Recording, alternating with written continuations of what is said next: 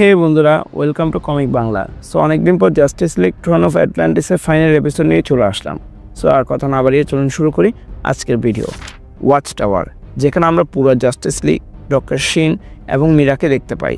Doctor শিন আর্থারকে জানিয়ে দেয় এসব কিছুর পিছনে ভালকোর হাত রয়েছে এবং তার কারণে সারফেস ওয়ার্ল্ডের সাথে অ্যাটলান্টিসের যুদ্ধ শুরু হয়েছিল এবং তারা এখন ভালকোকে খোঁজার চেষ্টা করছে, কিন্তু ভালকোর লোকেশন কোথাও খুঁজে পাওয়া যাচ্ছে না।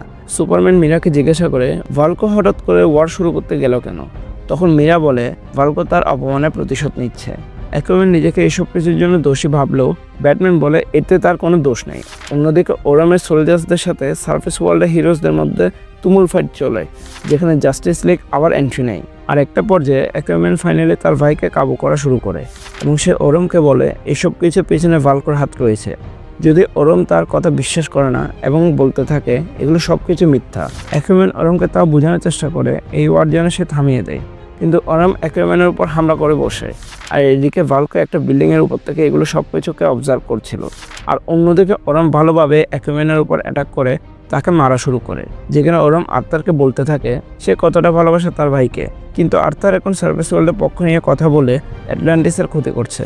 আর তখন আমরা দেখি ওরম একটা ডিটোনেটর সেট করেছিল, কিন্তু জাস্টিস লিগ সফলভাবে সেটাকে ডিফিউজ করতে পেরেছিল, যেটা দেখে ওরম আরও বেশি খেপে যায় এবং সে তার সৈন্যদেরকে আবার অ্যাটাক করতে বলে। কিন্তু তখন অ্যাকুয়াম্যান ওরমকে একটা ঘুষে মেরে বসে, যেটাতে ওরম কাবু হয়ে যায়। আর আমরা দেখি ওরম আর্থারের কাছে সারেন্ডার করে। এরপর আর্থার ওই ফ্ল্যাশ হিটিং ক্রিয়েচার্সগুলোকেও নিজের কাবুতে নিয়ে আসে এবং নিজেকে অ্যাটলান্টিসের রাজা হিসেবে ঘোষণা করে। অন্যদিকে ভালকো সারেন্ডার করে ফেলে। আর আমরা দেখি পুরো জাস্টিস লিগ ফ্ল্যাশ হিটিং ক্রিয়েচার্সদের উপর ঝাঁপিয়ে পড়ে, যেখানে ওরমা এবার লিগকে সাহায্য করে। এরপর আমরা দেখি ভালকো এইসব কিছু করেছে যেন আর্থার আবার রাজা হতে পারে। আর এটা শুনে আর্থার রেগে যায় আর ভালকোকে ঘুষি মেরে বসে। সে তার টেলিপ্যাথি পাওয়ারকে কাজে লাগিয়ে অ্যাটলান্টিসের সৈন্যদেরকে কাবু করে এবং ভালকোকে অ্যাটলান্টিসে নিয়ে যেতে বলে। অন্যদিকে ওরমকে সারফেস ওয়ার্ল্ডে বন্দি করে রাখা হয়, যেখানে ওরম থাকতে না চাইলেও জাস্টিস লিগ তাকে অ্যারেস্ট করে ফেলে তার ক্রাইমের কারণে। স্টোরি শেষে আমরা দেখি অ্যাকুয়াম্যান যখন আবার অ্যাটলান্টিসে ফিরে যেতে চায়, তখন মীরা এটা নিয়ে চিন্তা থাকে অ্যাটলান্টিয়ানরা কি আর্থারকে আবার তাদের রাজা হিসেবে মেনে নেবে কিনা। অন্যদিকে ডক্টর শিনকে নিউজ রিপোর্টার জিজ্ঞাসা করে অ্যাকুয়াম্যান কি ডেঞ্জারাস কিনা, মানুষজন ভয় পাচ্ছে পানিতে যেতে।